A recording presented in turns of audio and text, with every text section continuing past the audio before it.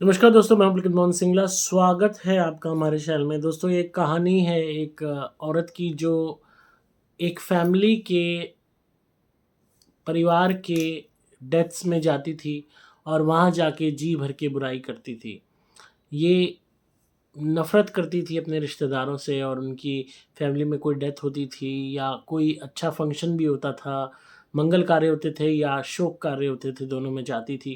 And हर बारी वहाँ पे जाके बुराई करती थी, गॉसिपिंग करती थी, बिचिंग करती थी, उल्टा-सीधा बोलती थी, भड़काती थी, माहौल को ख़राब करती थी।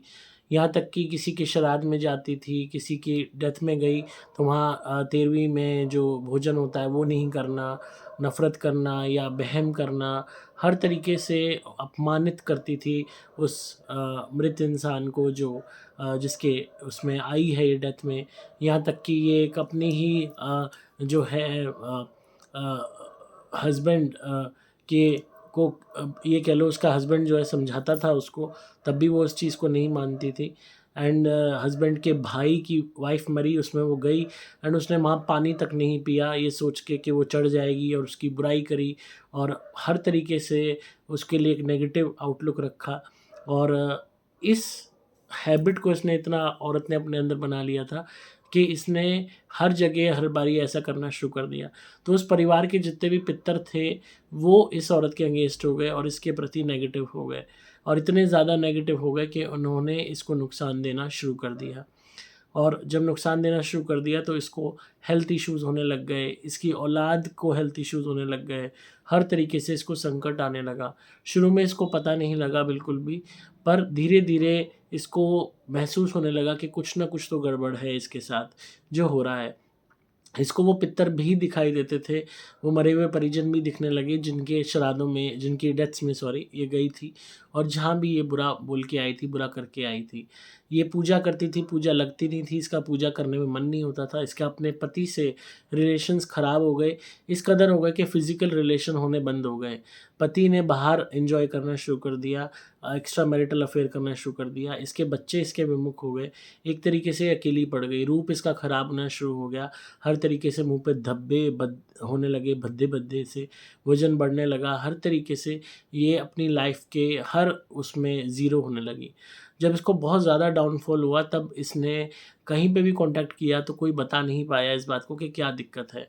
फिर लास्ट में हमारे पास आई, तब हमने इस चीज़ को डिटेक्ट किया ध्यान के माध्यम से कि पितरों का संकट है। तो इसने कहा, मैं तो अपने पितरों का श्राद्ध खूब अच्छे से करती हूँ, भर-भर के साड़ियाँ देती हूँ, सम्मान देती हूँ, तो ऐसा क्यों हो रहा है? तो जो चीज़ ये नहीं समझ पा रही थी वो ये थी कि जब तुम दूसरे के रिलेटिव को के यहाँ जा रहे हो और वहाँ पे उनके पितरों का अपमान कर रहे हो, या जो मृत परिजन है उसका अपमान कर रहे हो, जिसके मरने में जा रहे हो उसी के भोज से, मृत्यु भोज से घिन कर रहे हो, या वहाँ उनका अपमान कर रहे हो, या किसी भी तरीके से हंसी उड़ा रहे हो, या आप इस बात का वो कर रहे हो, तिरस्कार कर रहे हो अपने बिहेवियर से कुछ भी ऐसा दिखा के, तो वो आत्माएं देखती हैं, सुनती हैं और इस चीज़ को महसूस करती हैं कि आपके अंदर वो नहीं है किसी भी तरीके का शोक प्रकट करने की भावना, आपके अंदर भावना नेगेटिव है। तो इस कारण पितरों का प्रकोप ये उन अपने रिश्तेदारों के जो पितर थे उनका प्रकोप लिए बैठी थी, और वो दूर कराने के लिए फिर इससे क्षमा याचना हमने कराई, सुपर गोल्ड धुनी इससे काफ़ी टाइम तक हमने जलवाई और प्रार्थना करवाई, माफ़ी मंगवाई उन पितरों से, और उन पितरों के निमित्त दान भी कराया। और यहाँ तक कि इसको ये कहा कि जो भी तेरे अंदर इल मोटिव आ रहा है, उस इल मोटिव को दूर कर अपने अंदर से और अपने अंदर एक अच्छी भावना लेके आ। उसमें से एक आध पितर ऐसे थे जो प्रेत थे, वो पितर नहीं बने थे। वो इसके पीछे बहुत ज़्यादा पड़ गए थे, उन्हें वो इसको पूरी तरह पनिश करना चाहते थे। तो उनको मनाने के बावजूद भी वो नहीं मान रहे थे। तो हमने 6-7 महीने बाद जब हमने देखा कि वो नहीं मान रहे बिल्कुल भी, तब हमने एक आध जो पितर थे, जो प्रेत थे एक्चुअली, फिर उनसे छुटकारा इसको दिलाने के लिए इसके क्रिया वाले नारियल से उतारे करवाए जो हम देते हैं। और कुछ टाइम तक इसके नारियल के उतारे चले, तब जाके ये नॉर्मल हुई, ठीक हुई। इसका वेट जो बहुत एक्सेसिवली पुट ऑन हो रहा था, वो पुट ऑन होना बंद हुआ। चेहरा काला पड़ता जा रहा था, वो कम हुआ। हेल्थ इश्यूज़ इसके होने बंद हो गए।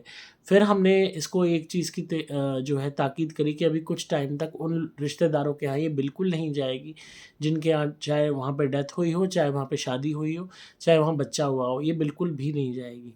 और कुछ टाइम तक इसको बिल्कुल हमने रोक लगा दी कि नहीं जाएगी। ये नहीं गई तभी ये बच पाई।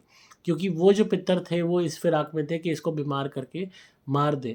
और ये कहीं न कहीं, हालाँकि ये खुद औरत क्रूकेड थी, शुरू से गंदा नेचर इसका था और इस वजह से ये इस चीज़ को, एक जब वो जीवित थे तब भी ये उनके बारे में मन में नेगेटिव भावना रखती थी। उनके मरणोपरांत भी वैसी भावना रखने के कारण इसने ये खामियाज़ाना भुगता।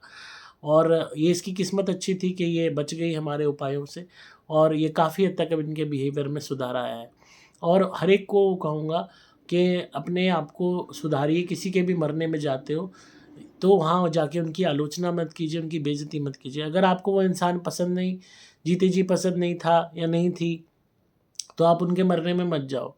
जा रहे हो तो वहाँ मृत्यु भोज का सम्मान करो, उन लोगों का सम्मान करो, उनके परिवारजनों का सम्मान करो। वहाँ हँसना, बेइज़्ज़ती करना, मज़ाक उड़ाना, उल्टे कमेंट पास करना, मन ही मन खुश होना या दूसरों से बुराई करना, ये हरकतें मत करो। इससे नुकसान होगा आपको, आपको पता भी नहीं चलेगा कब आप बैड लक अपने जीवन में ले आओगे, कब नेगेटिविटी अपने जीवन में ले आओगे। तो इस औरत की कहानी से आप सबक लीजिए और इसको बिल्कुल भी इस चीज़ का इल्म नहीं था, इसको बिल्कुल भी ये नहीं था कि ऐसा कुछ हो सकता है इसके साथ। जब हुआ तो आसानी से पकड़ में भी नहीं आया था। ये कई जगह जा चुकी थी और बड़ी मुश्किल से ये चीज़ पकड़ में आई, क्योंकि ये अपने पितरों के निमित्त रेगुलरली दान करती थी। तो इसको लगता था मुझे पितरों से रिलेटेड तो इश्यू हो ही नहीं सकता। तो जो हुआ वो इसके खुद के कर्मों के कारण हुआ। हालाँकि इसने क्षमा याचना दिल से करी, अपने आप को सुधारा और अब ये बचती है कहीं भी जाने से ही, बल्कि वहाँ जाके बुराई करना तो दूर की बात है, जाने से ही बचती है। तो इससे ये हमें देखने को मिलती है समझ कि या तो आप जाओ मत, जाते हो तो अपने आप को कंट्रोल में रखो, किसी के प्रति इल मोटिव, इल भावना मत करो। जो चला गया इस दुनिया से, वो चला गया, उसके प्रति अब और कोई नफ़रत मत रखो। वो इस दुनिया में है ही नहीं तो नफ़रत किस बात की रख रहे हो अब? वो पहले ही अपना शरीर खो बैठा है, ना जाने उसकी आत्मा कहाँ गई होगी। तो आप अपने अंदर ये भावना मत रखो और अगर आत्मा वहीं बैठी है और आप बुराई कर रहे हो तो आपका बैंड बजाने में देरी नहीं करेगी। तो इसीलिए इस बात को समझिए और अपने अंदर परिवर्तन लाइए।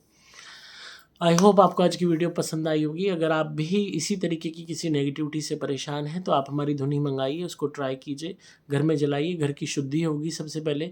सुपर स्पेशल एक्स्ट्रा धुनी हमारी जलाइए और आपको लगता है आपके ऊपर इस तरीके की कोई आपदा है तो हमारे क्रिया वाले नारियल मंगवा के उनसे उतारा कीजिए। रेगुलरली नारियल का उतारा करेंगे और हवन कुंड में जलाएंगे हमारे नारियल को, तो बड़ी से बड़ा इशू, बड़ी से बड़ी दिक्कत आपकी दूर होगी। चाहे कितनी पुरानी नज़र हो, हाय हो, टोक हो, जलन हो, काला जादू हो, कुछ भी हो, वो हटना चालू हो जाएगा। आप मंगा सकते हैं, आपको उसके लिए मोबाइल नंबर 8130331007 पे व्हाट्सएप मैसेज करना होगा। नंबर दोबारा बोल रहा हूँ, 8130331007। डिस्क्रिप्शन में आपको डिटेल्स मिल जाएंगी। मैं हूँ आपका दोस्त पुलकित मोहन सिंगला।